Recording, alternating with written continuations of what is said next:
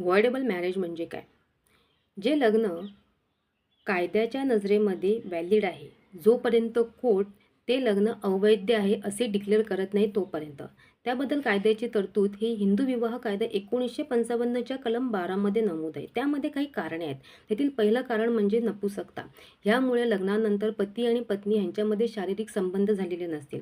दुसरं म्हणजे लग्नासाठी जी संमती दिली गेली असेल ती घाबरून किंवा फसवून दिली गेली असेल. तिसरं म्हणजे मानसिक आजारामुळे ती व्यक्ती संमती देण्यास अपात्र असेल. आणि चौथं म्हणजे लग्नाच्या वेळेला पत्नी ही दुसऱ्या व्यक्तीकडून गरोदर असेल.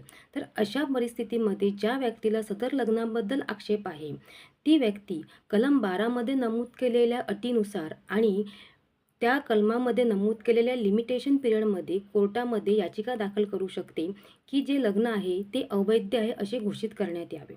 जेव्हा कोर्ट सदर लग्न हे अवैध आहे असे घोषित करते तेव्हापासून ते लग्न हे संपुष्टात येते.